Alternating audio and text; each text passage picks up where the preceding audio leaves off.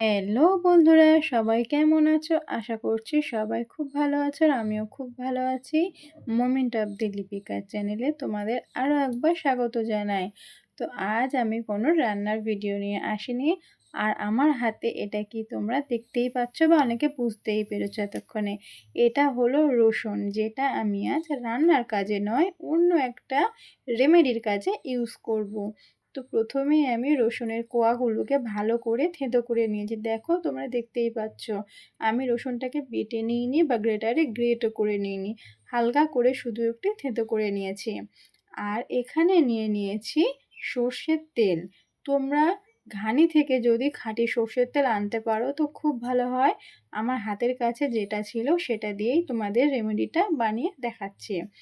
তো কড়াই বসিয়ে তার মধ্যে সর্ষের তেল দিয়ে দিলাম পরিমাণ মতো। আমি এখানে অল্প পরিমাণে দিয়েছি, তোমরা চাইলে বেশি পরিমাণেও দিতে পারো। তারপরে তেলটা সামান্য একটু গরম হয়ে উঠতে তার মধ্যে আমি দিয়ে দিলাম থেঁতো করে রাখা রসুন। রসুনটাকে দিয়ে একটু হয়ে এলে অল্প 5-6 সেকেন্ড মতো থেকে আমি গ্যাসটাকে অফ করে দিয়েছি। দিয়ে এইভাবেই এটাকে ঠান্ডা হতে দেবো। এবার এই রসুন তেলটাকে আমি এভাবেই ছেড়ে দেবো, এটা ঠান্ডা হোক। ঠান্ডা হওয়ার পরে আমি অন্য একটা পাত্র এটা ঢেলে নেব।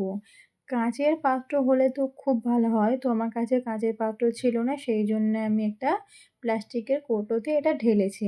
তেলটা ঢালার সময় রসুনটাকেও আমি তেলের সঙ্গে একসঙ্গে ঢেলে রেখে দেবো। এবার আসি এই রসুন তেলের উপকারিতা।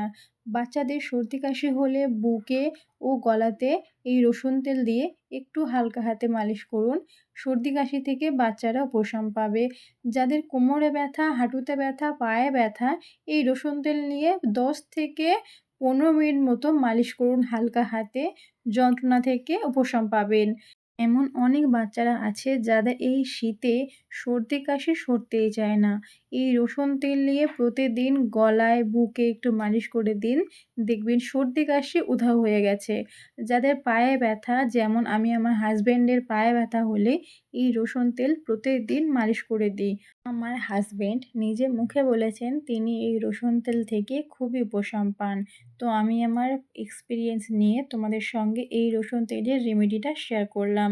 তো এই ভিডিওটা যদি তোমাদের ভালো লেগে থাকে তাহলে লাইক, কমেন্ট, শেয়ার করে দিও। আর নতুন বন্ধু হয়ে থাকলে চ্যানেলটিকে সাবস্ক্রাইব করে আমার পাশে থেকো।